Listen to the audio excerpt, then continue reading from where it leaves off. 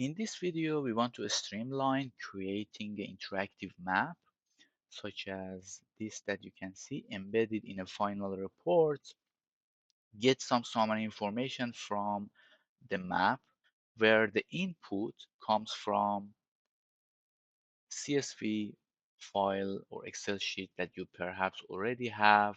These are the data that you see in the map. The point, the circles specify the location, and route are the three route that we have in different colors that comes from um, these CSV files. And what we use is a simple Python script that is customizable as well, and we use the folium library for that. So let's go over to the code to see what do we use. The good news is it's simple enough. We have just a couple of functions to add the map, the information to the map, and embed it in HTML format at the end to the report. So my assumption is you perhaps already have the report or have an idea what that report would look like. In this example, it's a simple HTML.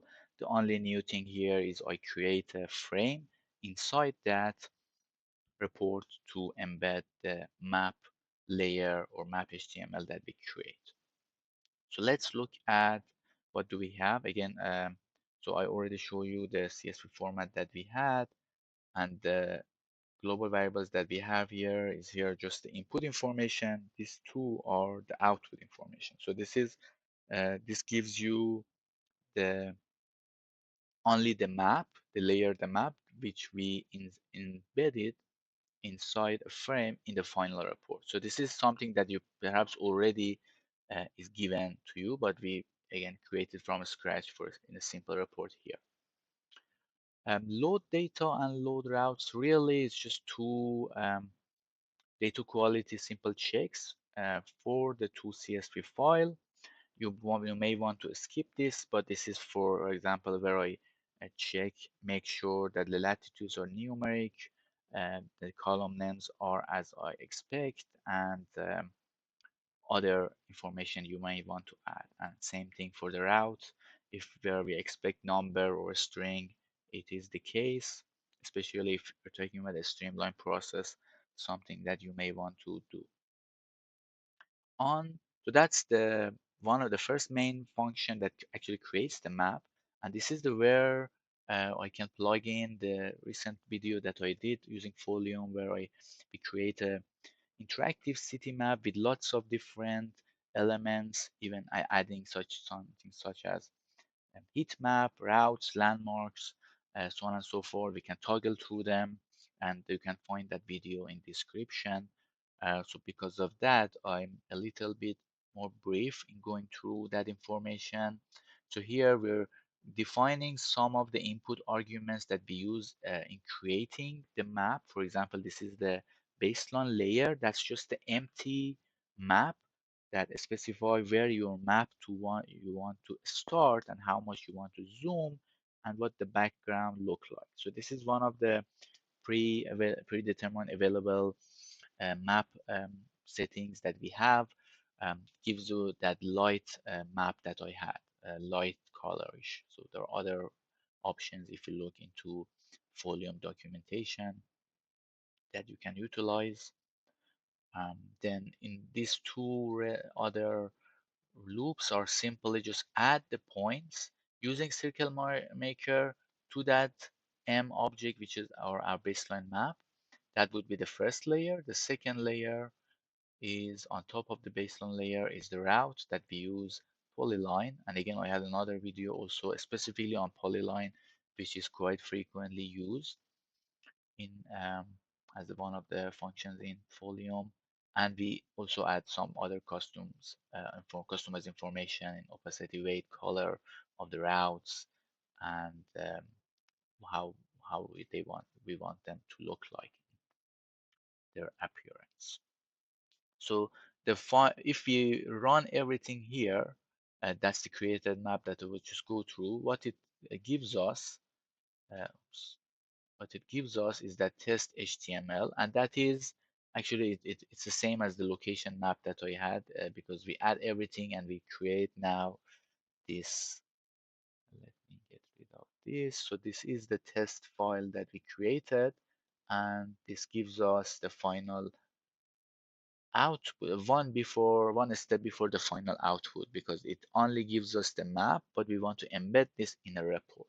And that's what we do simply at the end. One more auxiliary information here that gives us some summary table in HTML format. So that's a table class in HTML, the output that takes the data from the two CSV files that we had and count them. Here I had a category information and I had a route type information. I use that columns to simply give me a count based on those. And at the end, if we run this, I'm not going to go over that too much because that wouldn't be our focus and we don't want to be HTML experts here. That's simple enough. So if I run this, you see that the final output is just a HTML file in table format and has some numbers inside that gives me the count, which I put that information in the bottom of the embedded um, table. So now I just simply add everything together, to be honest. So the build report, this is the report template that again, in one scenario, you already have that, you simply plug it. So the main part that I want to highlight for you is this part, that we create a new class, we use iframe to embed it inside the HTML format that we had. So we are inside the body of this HTML.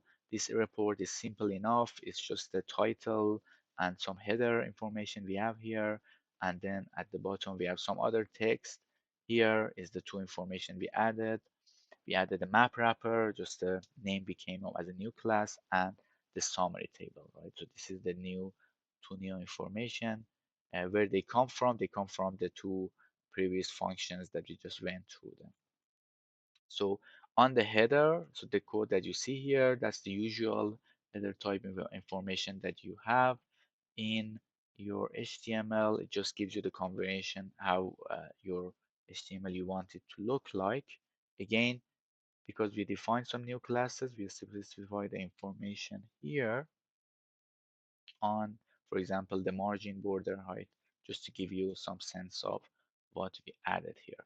So this is the report template string in HTML language, which we inputted inside the build report here that we had. So that what it takes essentially, it writes there, as I wrote here, it writes the HTML and report and embeds everything together, which is essentially just reading the report HTML. As I said, you may already have it. You just want to, or you can create simply in this format that I have here, and you create the final report in this format. Once you do that, what you have is the final, there you go, the final report, location report that we have inside. So this is the two tables that I had and the embedded. Hopefully that was useful. See you in next video.